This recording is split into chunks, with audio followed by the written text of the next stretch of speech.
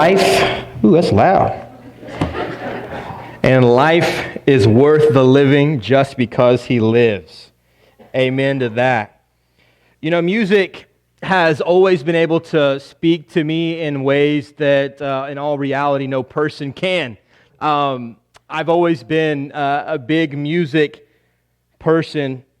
And speaking of music, I want to share with you some words from one of my very favorite songs of all time. It's not a brand new song by any means, but maybe it'll encourage you the way that it does me every time I listen to it. Oh, the overwhelming, never-ending, reckless love of God. Oh, it chases me down, fights till I'm found, it leaves the 99. And I couldn't earn it, and I don't deserve it, and still you give yourself away. Oh, the overwhelming, never-ending, reckless love of God. I get chills when I hear that song because it just does something to my head when I think about the idea that my God loves me with a reckless love that I don't deserve. And I just can't express to God enough what it means that I get to have that love that He gives me that I don't deserve. As we talk today, we're going to be closing out our series. And you know, it's pretty obvious as we look through here some words that we've used. We looked at faith and what it is to be faith-filled and being confident in what God is going to do right here in Shakota. Because we talked about how if we don't have confidence, if we begin to question God and we begin to question what He's going to do, that we've already put ourselves in a very compromised position. Curtis spoke about what it is to be an overcomer and overcoming sin, overcoming different things of different nature. We also talked about what it is to be changed and how it is that we are changed. And we've also talked about what it looks like when we're united, when we're together, striving for the very same goal. And today, as we close out our series on focus, brethren, going into 2022, I want this to be your best year yet. I want that for you. I want you to reach levels, reach heights in your faith this year that you've never reached before. I want you to do things that up to this point maybe were unthinkable. They're things that you had never even begin to think that you might possibly do. And if we're going to focus on Jesus and really fix our eyes on Jesus, there's certain things that we've been talking about that we're going to have to do. And when you see this word servant, now I think it's pretty obvious, okay, that this is one of my very favorite topics. And many of you probably have noticed that. And maybe some of you have even said, man, he really likes to talk about serving each other a lot. Well, brethren, I have a news flash for you. The reason that I like to talk so much about serving each other is because Jesus did. Jesus spent so much of His ministry, so much of His time with people talking about how you deal with people and how you serve each other and what it looks like and why it is that we do that. And as we close out our series, there's nothing more practical, I think, for the church than talking about how we can be there for each other and how we can build each other up, how we can serve each other on a deeper level. I want to share with you today just 4 reasons, and I'll tell you ahead of time, there will be nothing deep and complex about any of these points, to be honest. It's pretty straightforward, and they're pretty simple points. And yet, I think simplicity is what's going to make it so effective as we talk about what it is and why it is that we serve each other. This morning specifically, again, we're going to look at 4 reasons why we should be servants, why we should serve each other, why we should help each other, why should we do it. And tonight, we're going to talk about how we do it a little bit and why we do it, what it looks like. Okay, so 4 reasons why we should be servants. Go ahead and grab a Bible. Of course, you knew I was going to say that. Some of you have already beat me to the chase. Go ahead and grab a Bible, and you can go ahead and turn to Matthew chapter 20. That's where we're going to be here in just a second. Matthew chapter 20 is where we will begin. Reason number 1. And I think we had to start with this, didn't we? I mean, this is where you have to start.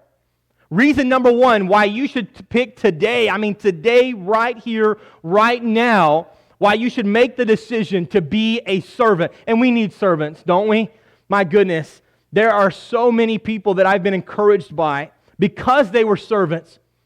We have to start here, though, with reasons why we should serve. Brethren, Jesus was a servant.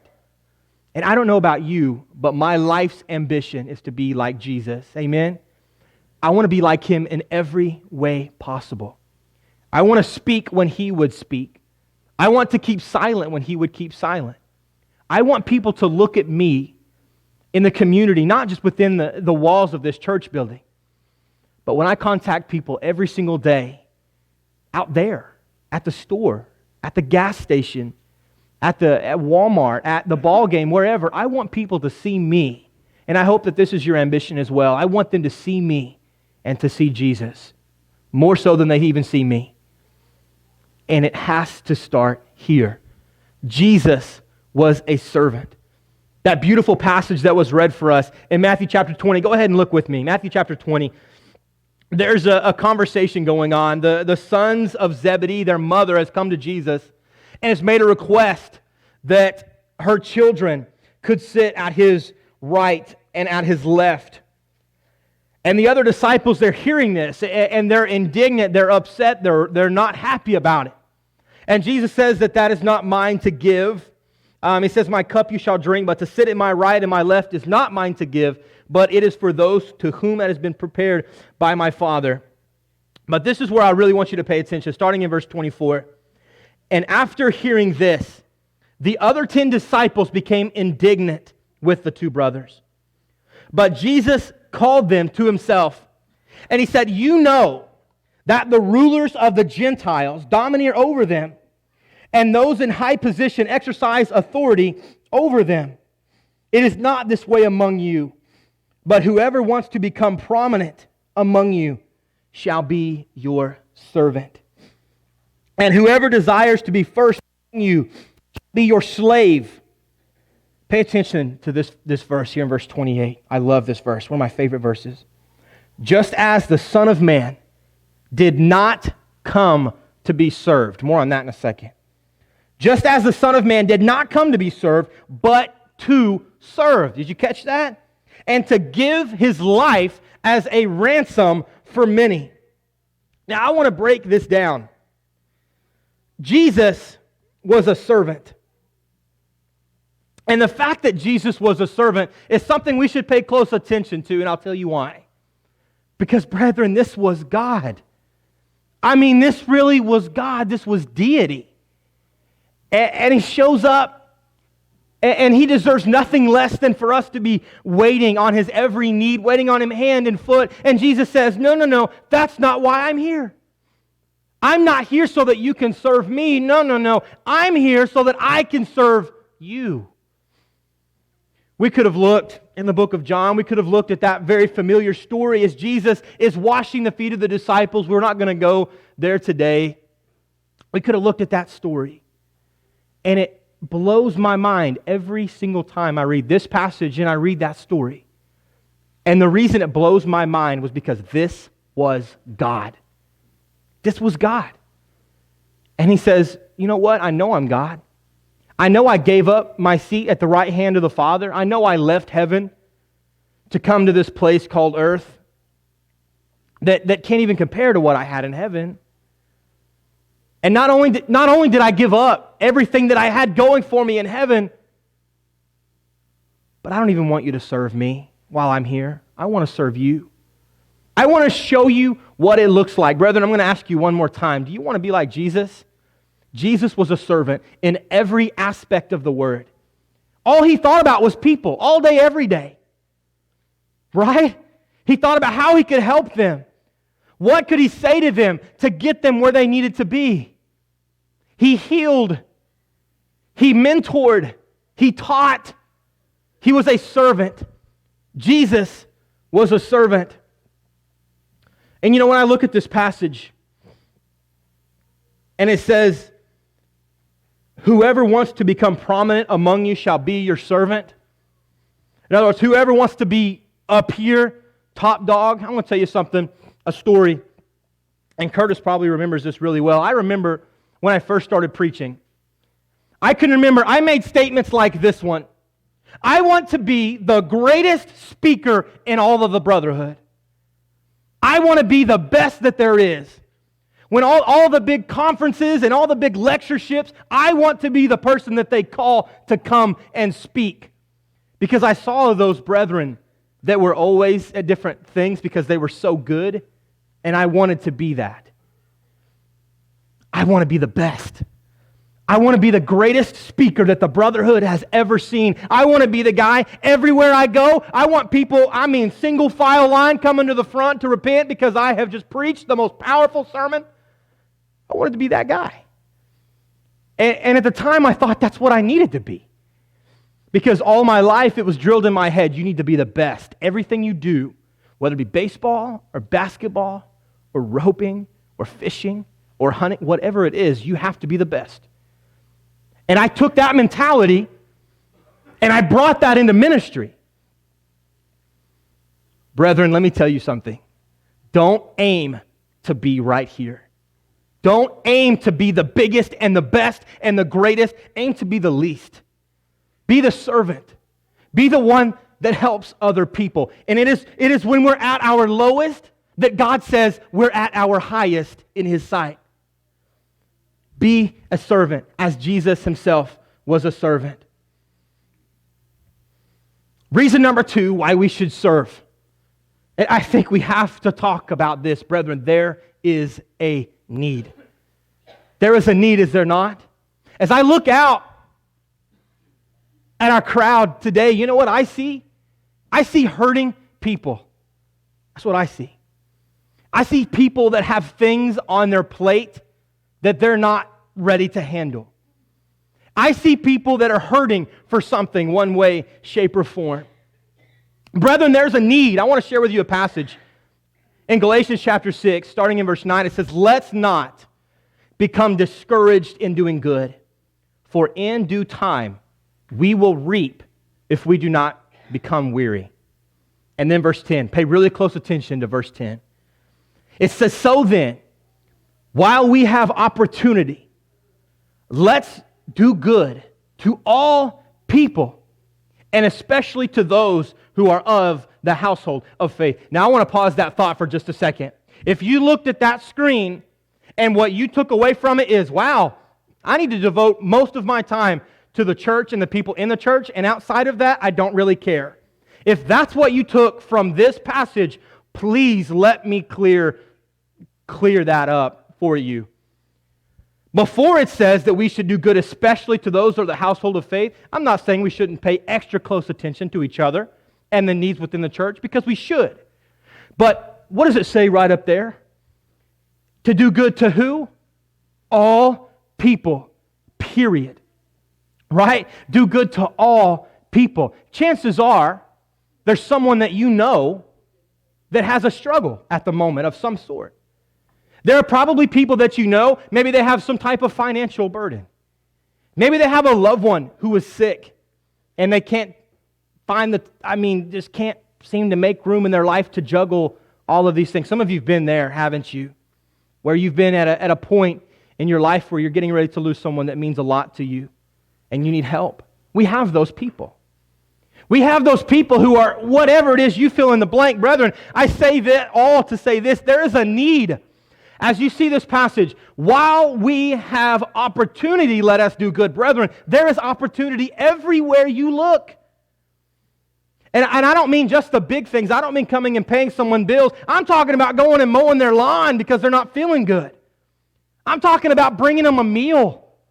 I'm talking about picking up the phone and calling them and saying, "Hey brother, hey sister, I just want you to know I'm praying for you."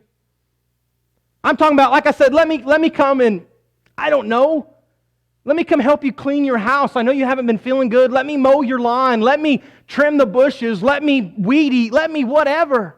Let me go rake your leaves. Let me go help you fix your vehicle. Let me go whatever. For some of us, you're saying, "I don't know the dadgum slightest thing about a vehicle." That's okay. Offer anyway. There are people that have things that they could use your help on. There's opportunity. While we have opportunity, brethren, there's opportunity everywhere that you look. There are people that are in need, and it looks different all over the board, right? It looks different. One person's need is entirely different than another person's need. But the fact of the matter is, there's a need. And you and I, it's time for us to step up to the plate and say, I am going to take care of whoever it is. Does Satan ever put that thought in your head? You know the thought I'm talking about, that thought that says at the end of the day, it's really not my problem. Has he ever put that in your head before? At the end of the day, this really isn't my problem, and I'm not going to let myself stress out about it. I agree, you shouldn't stress out about it. But brethren, don't let Satan do that to you, because he will. He'll convince you that other people's problems are not your problems. He'll convince you that other people aren't nearly as important as yourself. He'll convince you that it's all about me first, and then if I have time, then I'll go and help someone else. Brethren, while we have opportunity, and the opportunities are endless, there are people in this building that are hurting. There are people in this building that are struggling. There are people that could use your help. Who is going to step up to the plate and say, it's my time to go and help my brother, because I know that they could use me? There is a need. Number 3, more servants. It's like, look at it like a math equation. More servants equal fewer conflicts. More servants equal fewer conflicts. Go ahead and go to Galatians chapter 5 now. I want you to look at this one in your own Bible, if you wouldn't mind. Galatians chapter 5, starting in verse 13.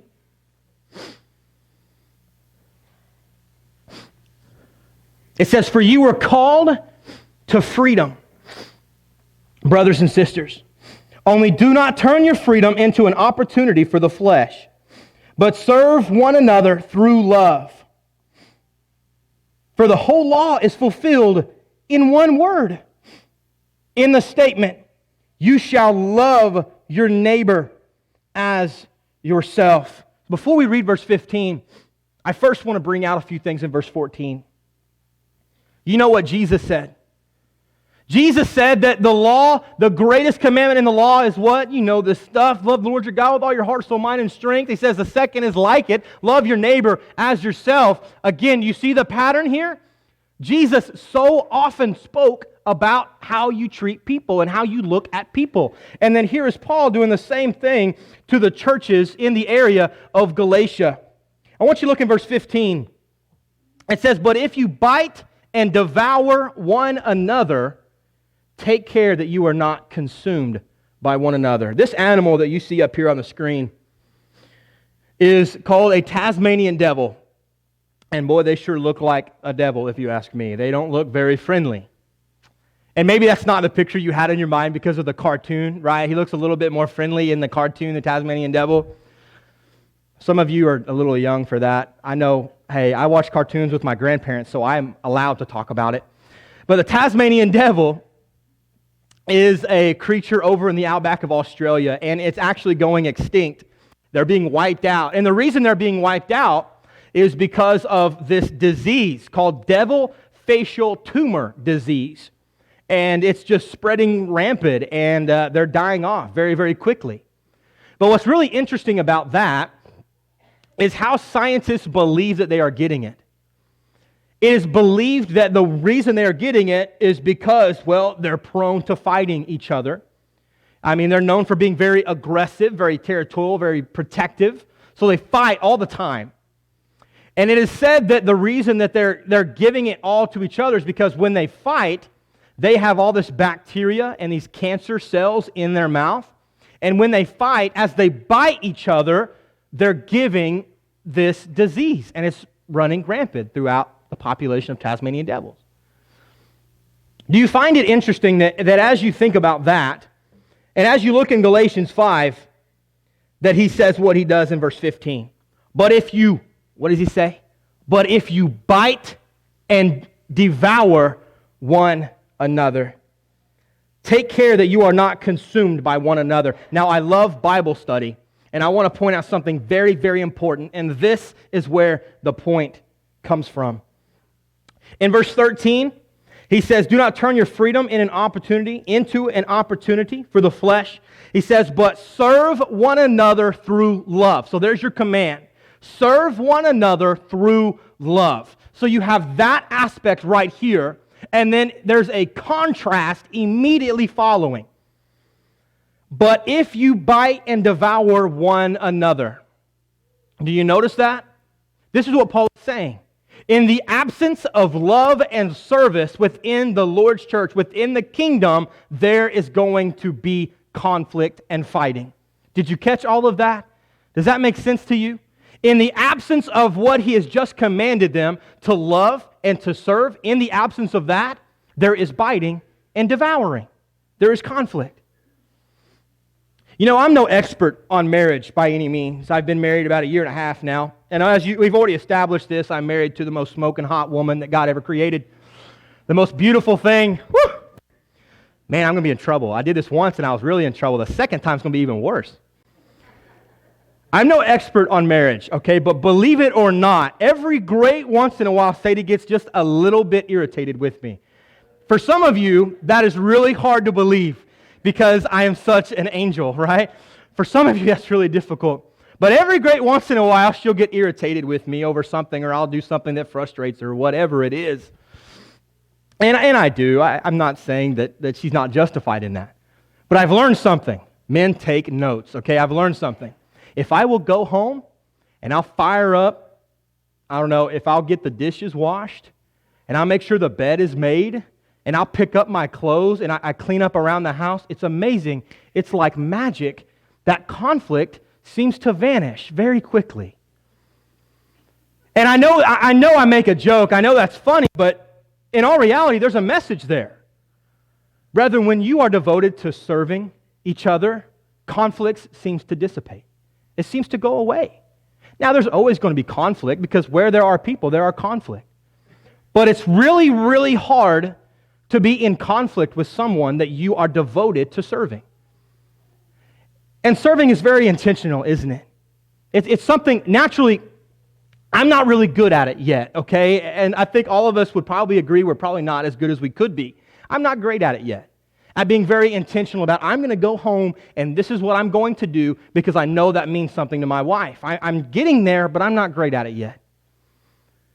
But in a marriage, you want to make your marriage stronger? Serve each other.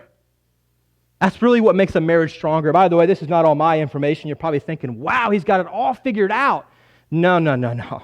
I've had some really good teachers, and I've had most of this information is always passed on to me. But anyway, when you're devoted to serving each other, it's amazing the type of love and the type of connection and the type of relationship that you have. Have you ever been at that point? We talked about earlier how there's a need. At one point in time, have you ever been that person that was in need at some point? Have you ever had something going on and it was really overwhelming and it was really hard and you didn't know how you were going to do it? And there was someone that stepped up to the plate for you, someone that was there for you, someone that was bringing you food, someone that was making sure that you had whatever you needed, someone that was there, and whatever the problem, maybe it was a financial problem, maybe it was, you fill in the blank. At one point in time, I'm sure all of us were at a point where we needed help from someone. And that person that stepped up to the plate for you, think about what that did for your relationship. I mean, really think about it. When someone does something for you and you can see it, and it makes you feel loved, and it makes you feel like you're cared for, what does that do to your relationship? It takes things to the next level because you do feel loved, and you do feel like you're cared for. And so what do you want to do naturally? You want to give them that same feeling, huh? You want to do the same. We say things like this, how could I ever repay you, right? Because that's what happens. When someone does something, that's our first thought. How could I ever repay you for this that you've done for me? You see where I'm going with all of this, right? Within the church, as we're serving each other and helping each other and making people feel loved and cared for and like they mean something to us, when we're getting down and we're doing what Jesus did, when we take a towel, we gird ourselves, and spiritually speaking, metaphorically speaking, we wash feet, it does something to your relationship. The last few weeks we've made dares. Curtis made a dare last week. I appreciate it. I'm going to make another dare this week. I dare you to become dedicated to serving people in 2022. I triple dog dare you. Become a servant and see what happens. If all of us would make that decision, I'm going to serve people. I'm going to make it not about myself, right? Because again, that's what Satan does. He puts it in our head. It's about us first and then everyone else. Jesus would say the opposite. Last reason. Here's another little math equation for you. Serving each other equals serving Jesus himself. I ought to get Curtis in a chokehold for using my passage last week, but I suppose I will let it go. You can go ahead and go to Matthew chapter 25. It wouldn't be right to not talk about Matthew 25 as we're talking about this passage. Matthew chapter 25. And you know what? While I'm on the subject, I've never really done this, and I feel the need to do it at the moment. I just feel very convicted about it. Speaking of Curtis, you know I was mentioning about relationship, and when someone's there and they help you, it just strengthens your relationship? Let me tell you something. When you have someone like that takes you under their wing and shows you the ins and the outs of ministry, the things that he's done for me have brought us to a point in our relationship where it will always be strong. Because no matter what, because I felt loved and cared for and like I was appreciated. I'm living proof. I'm telling you, when you serve each other, it does something to your relationship. And nothing will get in the way of that relationship. And along those same lines, again, serving each other equals serving Jesus himself. In Matthew chapter 25, go ahead and start in verse 34. Man, pay really close attention. This is really, really important. Then the king will say to those on his right, who's the king? That is Jesus, that is God. Then the king will say to those on his right, come, you who are blessed of my Father, inherit the kingdom prepared for you from the foundation of the world. For I was hungry. Do we have hungry people living among us? You bet we do. We have people who are struggling with that. For I was hungry, and you gave me something to eat. I was thirsty, and you gave me something to drink. I was a stranger, and you invited me in. Naked, and you clothed me. I was sick, and you visited me. I was in prison, and you came to me. Then the righteous will answer him, Lord, when did we see you hungry and feed you?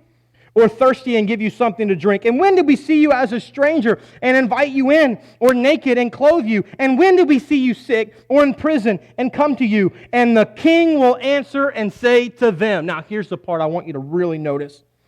And the king will answer and say to them, truly I say to you, to the extent that you did it for one of the least of these brothers or sisters of mine, you did it for me. Did you get all that? I know there's a lot of information right there. Jesus says, come on in. Come on in. The water's fine. Come on into the kingdom. Come on into heaven. This place prepared for you. I'll tell you why. Because when I was in need, you helped me. And they're going, but Jesus, when did we see you in this type of shape? When did we help you? When did we? And then the king says, what? When you did it to the least of these. My very first year of camp, church camp that is, the year that changed my life, 2015, changed my life forever. It's where I met my wife, it's where I met Curtis, it's where I met so many of my very closest friends. The last night at Campfire Devo, there was something that was said that has stuck with me and will always stick with me for the rest of my life. I thought it was so powerful. I want you to do it right now with me. You can close your eyes if it helps you focus. If not, that's okay.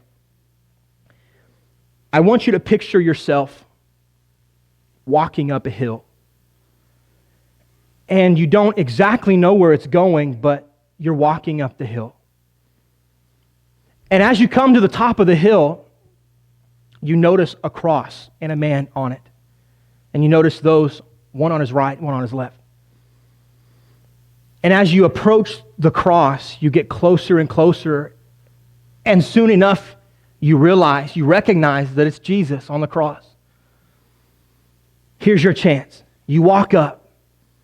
And as you walk up to the cross, you can't help but notice the blood. You can't help but notice. And you can't help, you're just in awe. You don't know what to do. You're silent because you don't know what to do. And you fall to your knees because you don't know what else to do. Because the sight of Jesus on that cross for you is just too much for you to handle. Would you say anything at all? Would you be able to? Would you bow down? Would you go to your knees? Would you worship? What would you do? Now, when you have that picture in your mind, and you can see that, you can feel that, you can hear it, you can hear the sounds and see it in your head. Now I want to ask you this question. What if you were to walk somewhere else and you stumble upon Jesus not on the cross? You were just to stumble upon Jesus. And as you look upon him, you can't help but notice, in all of his goodness, in all of his excellence, in all of his holiness, in all of his power and might, in all of that, you see Jesus standing before you in the flesh. What would be going through your mind? I don't know about you, but for me, I'd be like, can I get you something to drink? I don't know what to say. Can I do something for you? Can I get you something to drink? What can I do, right? Now, with all of that in mind, I say every bit of that to say this. When you begin to think what I would do to have Jesus before me and what I would give to be able to serve him, you can.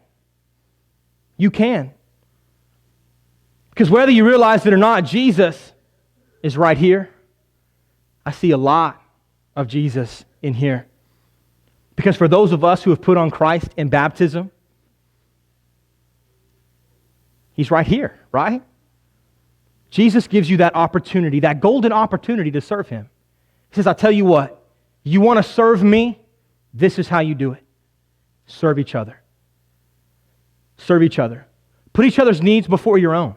Look at others and see them as more important than even yourself. Brethren, serving each other means serving Jesus himself. I want you to picture a puzzle. Some of you put together puzzles before. Sadie and I had a big, I don't even know how many pieces it was here a while back, and we decided we were going to do it. We got a little ways into it and thought, okay, this is a little harder than I thought it was going to be. And one of the most frustrating things about putting a big puzzle together is when you can't find one of the pieces and you swear you lost it somewhere, but you don't know where it's at, and it's just like, I put all this together just to have lost one piece. Brethren, as you're putting together, or should I say, as God is putting together these puzzle pieces into the puzzle that is your life, don't let this piece that is being a servant, don't let that piece be lost. Don't let it be missing. Because if you are missing this, then you'll find yourself an incomplete puzzle. As God is molding you and shaping you, because we are clay after all, right? In his hand, he is the potter, we are the clay. As God is molding and shaping, there will be a portion of you that is not strong. It doesn't look good.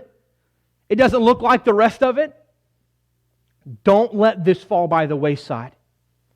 Don't let Satan convince you that serving other people is not important, because it is. In fact, brethren, it is everything. It is everything that we are. Serve people. Take someone to breakfast. Mow their lawn. Do their dishes. Help them clean their house.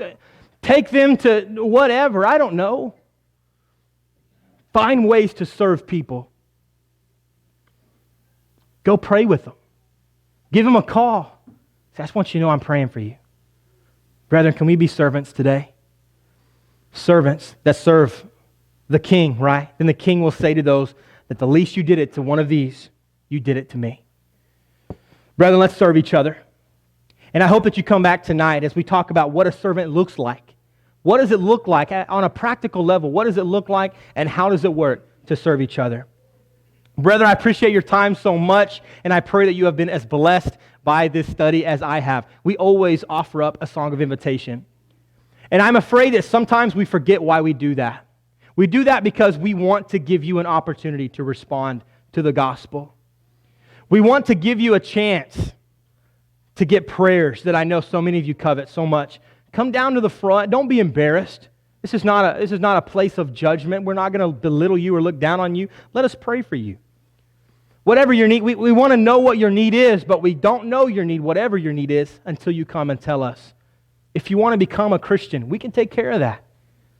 We can take care of that. We can baptize you into Christ. That journey can start for you. And you too can become a servant of the Savior. Whatever your need, brethren, please come as we stand and sing.